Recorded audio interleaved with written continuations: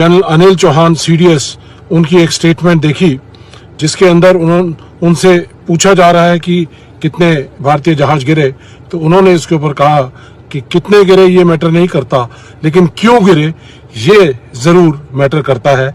और हमने एक टैक्टिकल मिस्टेक की और उस टैक्टिकल मिस्टेक के बाद हमने रेक्टिफाई किया, रेमेडी किया और 2 दिन बाद हमने सभी अपने जहाज उड़ाए। इसका मतलब ये है कि 6 और 7 की रात को कुछ ना कुछ तो ऐसे हुआ है जो कि छुपाया जा रहा है, देश से छुपाया जा रहा है। और यहां पर मैं याद दिलाना चाहूंगा कि जिस तरह से एक्सटर्नल अफेयर मिनिस्टर ने कहा था कि at the start of operation हमने पाकिस्तान को बता दिया था कि हम आपके टेररिस्ट ठिकानों पर अटैक करने जा रहे हैं, तो इसका मतलब यह टैक्टिकल मिस्टेक थी कि आपने अपनी इंफॉर्मेशन को पहले से ही दुश्मन को बता दिया, सरप्राइज खत्म कर दिया, शॉक एक्शन खत्म कर दिया, सीक्रेसी खत्म कर दी, और जिसकी वजह से हमारे देश के जाबाज पायलटों को, हमारी जाबाज एयरफोर्स को शायद कहीं नुकसान उठाना पड़ा है। तो ये टैक्टिकल मिस्टेक और जो बयान एक्सटर्नल अफेयर मिनिस्टर के थे, इन दोनों को अगर कोलैबोरेट करके देखा जाए तो इसका मतलब ये है कि हमने अपने देश की फौजों को जो आगे लड़ने जा रही थी उनके कहीं ना कहीं पीठ पे छुरा घोंपने का काम हमारे देश की सरकार ने किया है, एक्सटर्नल अफेयर मिनिस्टर ने किया है। इसका देश को जवाब देना पड़ेगा और ये भी बताना पड़ेगा कि इस इंफॉर्मेशन को देने की वजह से हमें और हमारी सेनाओं को कितना नुकसान हुआ है, उनके परिवारों को जवाब देना पड़ेगा। तो इसलिए इमीडिएटली पार्लियामेंट का सेशन बुलाया जाए, ऑल पार्टी मीटिंग बुलाई जाए और ये सभी तरह के तमाम खुलासे किए जाए, बताया जाए, सारे देश को कॉन्फिडेंस में लिया जाए और जवाब देना पड़ेगा। मोदी जी Su-30 मारे, मिग 29 मारे, वो पाकिस्तान ने ठोके, उनको डाउन किया है। ये दुश्मन को नहीं बताना चाहते थे, लड़ाई के चलते हम नहीं बताना चाहते थे, तो क्यों आप इतनी चें कर रहे थे? मजबूरन उनको बताना पड़ा है। आपको क्या इतना शौक आ रहा है कि कितने गिरे? आपको क्या चाहिए? मतलब आपको हमारे पायलट्स कितने मरे, इसका इतना बड़ा फिक्र क्यों है? एक अगले स्टेप पे इस लड़ाई को ले जाने का, और ये सब हमें खुद सोचना होगा दोस्तों। पाकिस्तान के स्ट्रेटेजिक ठिकाने कहां पर हैं? क्या हम ये पूरे यूक्रेन के ऑपरेशन से, ऑपरेशन स्पाइडर वेब से हम लोग क्या सीख सकते हैं? इसको स्टडी करना है। I am sure somebody in army headquarters, navy headquarters and air headquarters must be studying this operation as we speak today. एक ग्रुप बन गया होगा, ठीक है। फौज से अच्छा स्टूडेंट आपको नहीं मिलेगा। लोग अक्सर टीचर की बात करते हैं ना कि फौज से अच्छा टीचर, फौज से अच्छा स्टूडेंट भी कहीं नहीं है भाई। ये लोग ऐसे हैं कि चुप। 3 हफ्ते हो गए सर, क्या ये माने कि अब भारत आज आश्वस्त है, सुरक्षित महसूस कर सकता है? नहीं, मैं ऐसा कुछ भी नहीं समझता हूं। उसका कारण ये है, जैसे ये जो ऑपरेशन सिंदूर है, देखिए इसमें सीज फायर नहीं हुआ है, इसमें एक पॉज हुआ है। मतलब हमारे जो प्राइम मिनिस्टर हैं उन्होंने इसको रोका है। तो ये पॉज तो दोनों साइड में से कोई भी उठा सकता है, हम उठा ले या पाकिस्तान उठा ले। सीज फायर का मतलब होता है कि हम बैठ के दोनों साइड तय करें कि हाँ अब हम एक दूसरे पे हमला नहीं करेंगे। तो ऐसा कुछ भी नहीं हुआ है। तो खतरा पूरा अभी भी है, पूरा खतरा है। और अब क्या हो रहा है कि दोनों जो है साइड, हिंदुस्तान और पाकिस्तान, वो अपनी अपनी तैयारी कर रहे हैं ऐसी जंग के लिए जो अगर होगी तो वो बहुत ही बुरी जंग होगी। आप कह रहे पॉज किया है, लेकिन दुनिया में तो सीज फायर शब्द का इस्तेमाल हो रहा है। और जिस दिन 10 तारीख को हुआ था उस वक्त भी एक तरीके से भारत की तरफ से यही कहने की कोशिश की गई कि सीज फायर हुआ, और अमेरिका के राष्ट्रपति तो बार बार कह रहे हैं मैंने सीज फायर कराया है। तो आप पॉज कर रहे हैं। देखिए ये एक टेक्निकल तरीके से, जैसे प्राइम मिनिस्टर ने खुद बोला था कि ये हमने इसको पॉज किया है और एक न्यू नॉर्मल हमने एस्टैब्लिश किया है। सीज फायर का मतलब ये होता है कि जो दोनों साइड हैं वो कहें कि हाँ अभी जो है इसके बाद हम कोई ऐसी सैन्य कार्रवाई नहीं करेंगे। उसके लिए दोनों बैठते हैं। जैसे आप देख रहे होंगे अभी बातचीत की कोशिश हो रही है यूक्रेन के ऊपर, रशिया और यूक्रेन की टीम में, वो सीज फायर की कोशिश हो रही है। हमारे यहाँ ऐसा कुछ नहीं हुआ है, सिर्फ प्रधानमंत्री ने कहा है कि मैं रोक रहा हूं इसको, और दूसरी साइड भी जो है वो चुप बैठी है। तो कोई भी साइड इसको जो रोका हुआ है उसको फिर से शुरू कर सकती है।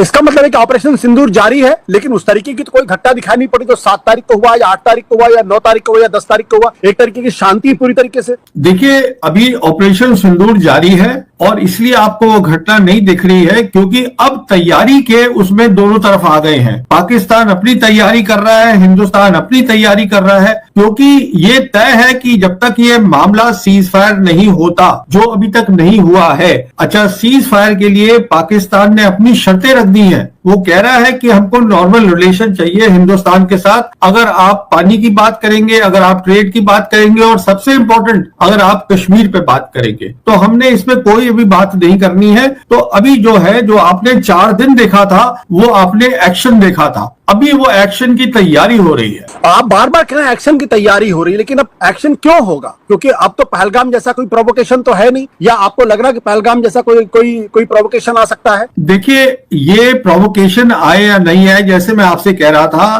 कि अगर आपने पॉज किया है और ये बहुत बड़ा ऑपरेशन था, पहले मैं आपके व्यूअर्स को ये बता दूं, ये एक ऐसा ऑपरेशन था जिसमें 4 दिन के अंदर हिंदुस्तान पाकिस्तान ने वो चीजें इस्तेमाल करी हैं जो किसी जंग में नहीं करी। तो वो मिसाल के तौर पे हमारे दोनों के जो हवाई जहाज थे, जिसको हम बोलते हैं 4.5 जनरेशन, वो यूज हुए हैं। मिसाइल्स यूज हुई हैं, क्रूज मिसाइल्स यूज हुई हैं, पहले कभी नहीं हुई हैं। फिर इलेक्ट्रॉनिक वॉरफेयर बहुत ज्यादा यूज हुई है। फिर उसके बाद हमने ब्रह्मोस का इस्तेमाल किया है, हमने S-400 यूज करा है। तो उस तरफ से भी उन्होंने साइबर का इस्तेमाल किया है। कश्मीर की जो साइट्स थी वो अभी भी कई बंद पड़ी हैं। कहने का मतलब ये है कि ये दोनों साइड जो है, मेरे असेसमेंट में अभी एक बड़ी लड़ाई के लिए तैयार नहीं है।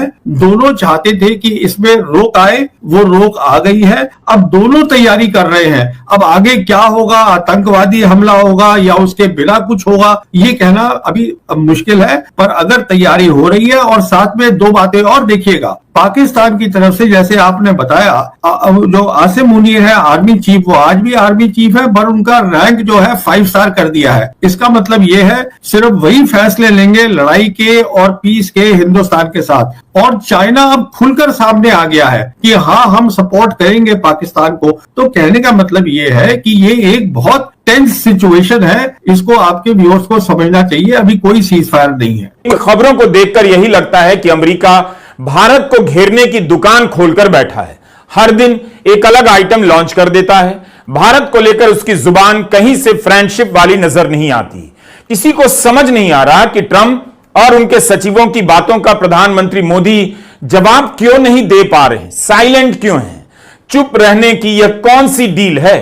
कोर्ट में अमेरिका ने कहा भारत पाक के बीच सीज फायर करवाया। अमेरिकी कानून के अनुसार कोर्ट से झूठ बोलना गंभीर अपराध माना जाता है। ट्रंप ऐसी गलती नहीं करेंगे। तब भी भारत के विदेश प्रवक्ता की तरफ से सिर्फ रूटीन खंडन आ रहे हैं।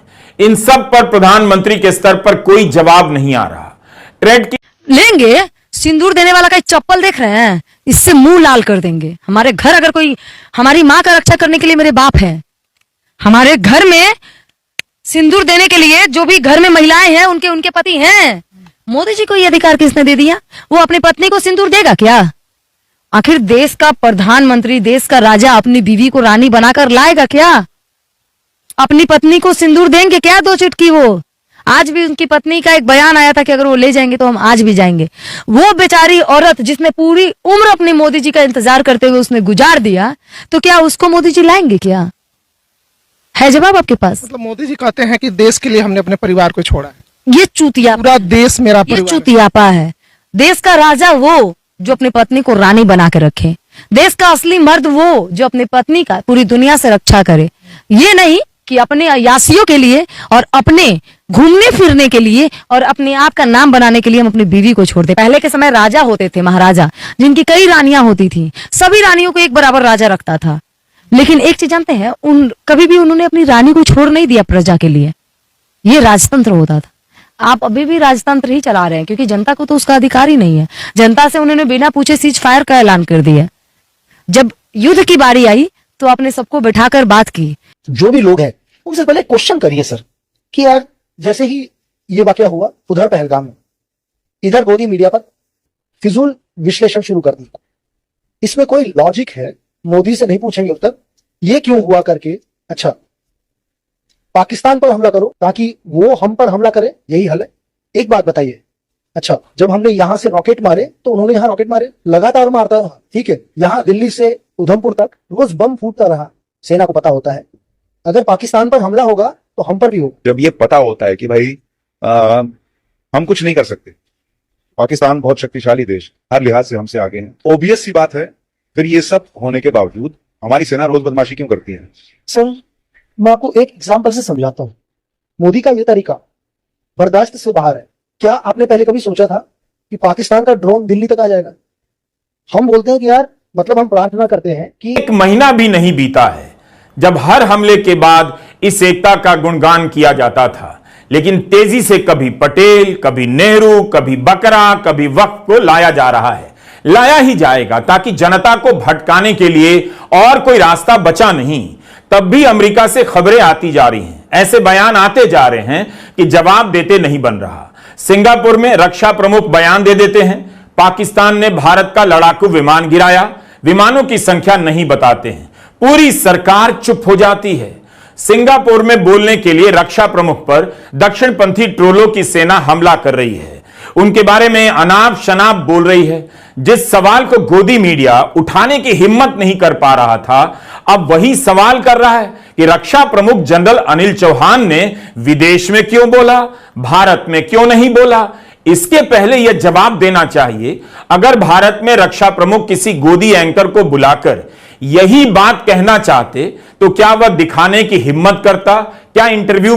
जनरल बख्शी गोबर आर्या की फिर चीखें, जंग हारे जवान मरे, तैयारे तबाह हो गए, पाकिस्तान बड़ी जंग के लिए असला इकट्ठा कर रहा है, मोदी ने सेज फायर नहीं सरेंडर किया, रिटायर फौजी ने पोल खोल दिया।